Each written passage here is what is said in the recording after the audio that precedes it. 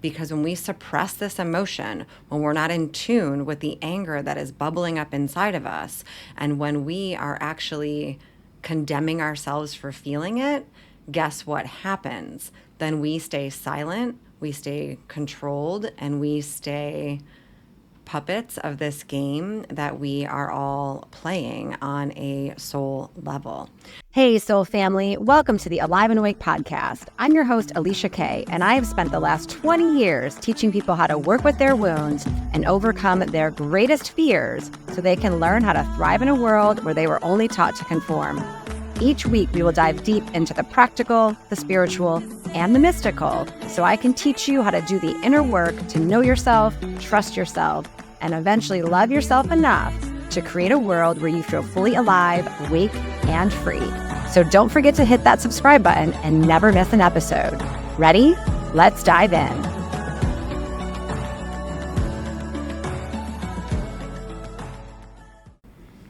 Hey everybody, I'm Alicia Kay, and I am here to assist and support with the awakening of humanity. And today I feel so called to talk about a very important topic that so many women in my practice are coming in with this week.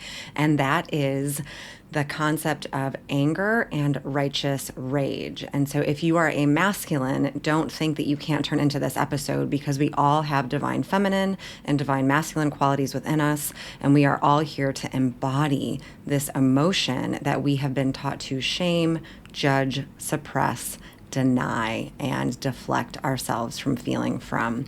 And I have to tell you, it was a very strategic plan by the dark forces of this planet to take us out of our righteous rage. Because when we suppress this emotion, when we're not in tune with the anger that is bubbling up inside of us, and when we are actually condemning ourselves for feeling it, guess what happens? Then we stay silent, we stay controlled, and we stay puppets of this game that we are all playing on a soul level. So I want to piggyback on what it was that Caitlin was struggling with in our first Awaken with Alicia episode, where she was taught to literally suppress and deny her anger. And it turned into this voice inside of her head saying, "What the fuck is wrong with me?" every single time she had an intense emotional angry reaction to spilling milk or something in her house, where she would literally get mad at herself for making a mistake. Now, how many of us have that imprint when it comes to our childhood? If you actually reflect back and look at where you taught to suppress your anger, or what imprints do I have in my consciousness about anger, it was most likely because someone was reacting and had a big expression of their anger in an unhealthy way, and they put it toward you. So therefore, you were taught to literally shame and judge yourself when you have that expression of anger.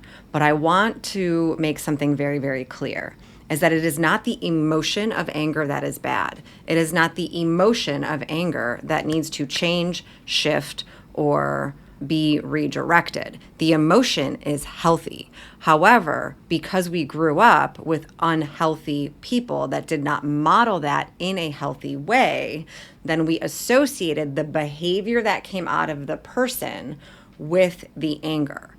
Now, it's so important to understand that when someone doesn't have a healthy relationship with themselves, when someone hasn't done their inner work, when someone isn't conscious and awake and clear, they will project their unhealed wounds onto you, usually through an intense reaction of anger.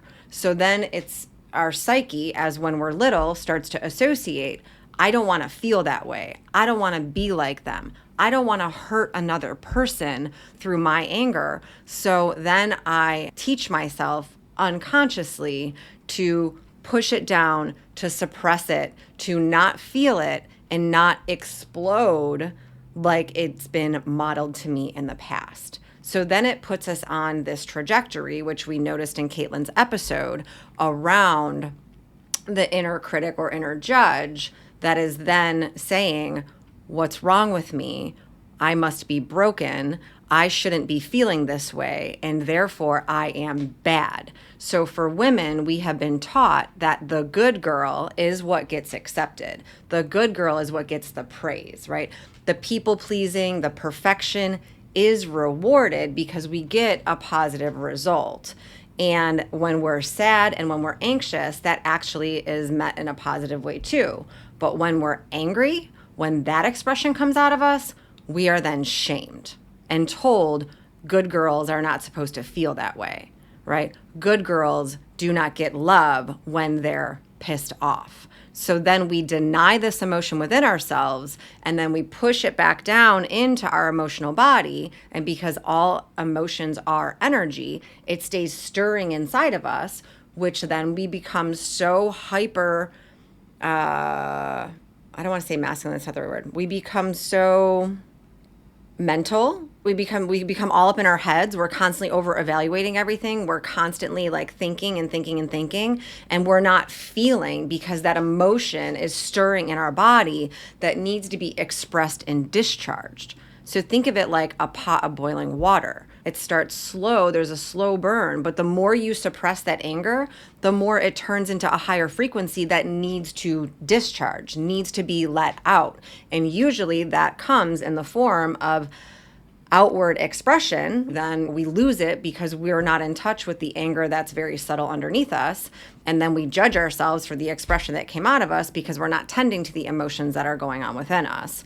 Or we implode, and then we start to harm ourselves through self-judgment. Teenagers or other people, this is how cutting starts to happen, or self-injury or self-harm, or then we turn to addiction in order to regulate or self-soothe the intense emotion that is going on inside of our bodies. I used to have a therapist that would say, be curious before you get furious, because curiosity actually helps you understand what's coming up inside of you. Now, that doesn't mean that being furious is a problem that you need to solve, because I always teach as well that intense emotions are not problems that need to be solved. Intense emotions are reactions that you need to be curious about, because they are the gold that will teach you what's really going on within you, where your boundaries are being crossed, where your needs are not being met, where someone isn't treating you well, or you're being disrespected, where you're being unheard, unseen, invalidated, or people are wasting your time or not treating you with importance. Anger is actually a very healthy, appropriate emotion to teach you where old stuff is coming to the surface that is a reaction to pay attention to, not to fix, change, or solve, or judge. So when an emotional reaction comes to the surface, it's always an invitation to go within, to do the deeper work. So I think about my son when it comes to this, because when I get mad at my son for not listening to me, that is actually an indication that I am not reinforcing the boundary that I set soon enough. I tell people all the time, the intensity of your emotion is congruent to the boundary that wasn't set or what you didn't do soon enough so that reaction didn't come out of you. Usually that means for me walking into the room where he's playing a game and taking the controller away and shutting the TV off, instead of catching myself screaming from the other room, let's go, it's time for dinner, turn the video game off, blah, blah, blah, blah, blah. I know that if I get that escalated, I am not setting the boundary that I needed to set soon enough, where I am operating out of a reactive place instead of an intentional, calm place. Like, we don't need to get that mad, but usually that anger is telling us that we're not reinforcing something, or we're not saying what we need to say, and then our boundaries are being crossed. So think of it this way. The level of anger that I have is congruent to the boundaries that I'm not setting, or to the need that's not being met in me that I have not expressed or said as an expectation to be in a relationship with me. If you want me to be calm, cool, and collected, great. I also have expectations of you in order for that to happen. I have a lot of fire energy in my chart, so does my son, and so him and I, unfortunately, kind of go at it sometimes. But when that happens, I no longer go into the mom guilt of what's wrong with me that I yelled at my kid. It's like, No, it's an invitation to have a conversation with him about what was expected of him and own the fact that I didn't need it to get that escalated because I didn't enforce what I needed to enforce, but he also didn't do what I was asking him to do. So we have conversations that actually get us back to equilibrium or get us back to balance so that we can operate from a clean and clear place. And when you're actually suppressing that anger or you're judging that anger or you're imploding and shaming yourself for having it, then we never actually get to the place where we can communicate and have conversations about what is happening inside of me that I don't necessarily want to be feeling anymore, but also what my expectation is of you in order for me to be the best version of myself when I'm with you. So let's drop in a little bit, all right? So I want us to think about, if you can, what was your very first imprint or impression of anger? Where were you consciously or unconsciously taught about this emotion, and what impact did that have on you? Mine was very, very, very young. I was an infant. I was a baby, and my mom was married to a very abusive man. And I've watched men fight. I used to pee my pants. I used to scream. I was so scared. My first years of life, like I was often very scared of anger, of fighting, of violence. Like I was exposed to that at a very, very, very young age.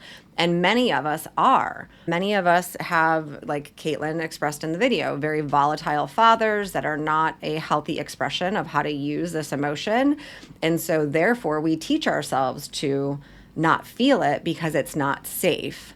And then we often grow up like I did, where anger became my way to protect myself. And the way that I did that was I developed a part of my personality, obviously not logically, just looking back and reflecting from doing as much work as I've done on myself, that it was a part of me that actually felt really good to be angry because I felt powerful. I felt like I was sticking up for myself. I felt like I was sticking up for my friends. Unfortunately, I used it in a very unhealthy way where I would beat up the girl that my boyfriend was cheating on me with at the time because I thought she was taking him away from me. Lo and behold, it was him that was the problem the whole time, clearly not her.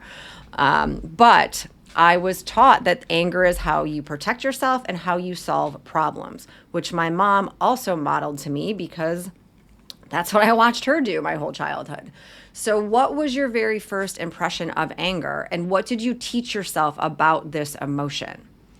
Reflect on it, think about it, write it down. This is the path to your power. It doesn't mean that we need to have the outward expression of protection, but now as adult women and men, we can use our voice. We can communicate. We can say, hey, when you said this the other day, or when you reacted this way the other day, it did not sit well with me. So let's have a conversation about it so that I don't have to feel this way. I can understand you and we can get to a common ground. That is what a healthy relationship is, when you can actually have dialogue and conversations about what's coming up in you. And that actually takes time and tools and self-reflection and understanding to be able to say these types of things. Now, I understand that not a lot of us have attracted in really healthy relationships where we can model that. However, that is available to you as you start to look at what you are an energetic match for right now in your relationships. A lot of us that are still living in a place where we haven't done a lot of our own healing work are attracting in karmic relationships that feel very problematic. I had a client actually say to me yesterday that conflict is a part of a relationship. And I was like, well, where did you learn that? That doesn't have to be the truth. Conflict actually shows us and teaches us more about what we want and what we don't want and what we desire and what we don't when it comes to our relationships. I remember saying, I no longer am available for trauma bonding, for people pleasing, for perfectionism and relationships that pull that or call that out of me because I'm evolving out of that. I now want relationships that feel easy and fun and nourishing and playful and bring out the other side of my best personality, where I can just operate as authentic Alicia and not have to have the trauma wound be in the room all the time. So that's what it's like from shifting from surviving your life, surviving your relationship, surviving, I don't want to say career, that's not the right word. It's literally just from shifting out of survival mode and turning into sovereignty creative mode, where I get to decide how I want to feel and the types of people I want to attract into my life now, because I know myself so well and I'm okay with who I am, which is available to all of us, because self-acceptance instead of self-abandonment actually aligns you with relationships that are going to bring out the highest, best version of you. But if you are still judging yourself and you are still shaming yourself and there's parts of you that you haven't accepted, then you will essentially attract in relationships that mirror the parts of you that you haven't accepted within yourself, which is why it's so important to do that deeper healing work with a trusted professional or coach that can really extract these feelings and beliefs that were created in you so that you can turn into the person that gets to design your life going forward. So let's leave you with some really high quality journal prompts. Let me take a breath. I'm talking really fast. So if you are someone that is genuinely curious about your anger and that you are ready to do this deeper work, I invite you to ask yourself these key questions. What was my very first experience with anger, and what did that teach me? When I get angry, what is my automatic negative response to myself? Where am I saying yes when I really want to be saying no? What boundary am I afraid to set and why? What do I believe will happen if I actually allow my anger to be in the room? And where have I been denying or suppressing my truth? Anger is the pathway to power, and not power that comes from force or domination. Power that comes from presence, from I know who I am in truth. I know what I accept in truth. I know what I believe in truth, and I know what I do not. And I am no longer available for people that try to push me, that try to make me question my worth and my value, and that do not care about how I actually feel. Because my feelings matter. My feelings are important. And if you don't think that they are, then I am not for you. And that's okay. So if this episode related and if this really helped you open your mind to think about your anger in a different way, I would love to hear what that was like for you in the comments below, or you can DM me. And if anger is something that you are currently working through, or you are in a relationship where someone's anger is unhealthy and you're not really sure how to handle that, then I invite you to come on an episode of Awaken with Alicia, where we will tackle this in real time and help you get the clarity and the confidence that you need to move forward in your full expression through self-acceptance and no longer denial. Thank you for tuning in. If there's anything that I can do that's speaking to you that you want me to teach on or talk about, let me know in the show notes, and I will be glad to create content so that you can awaken and feel free.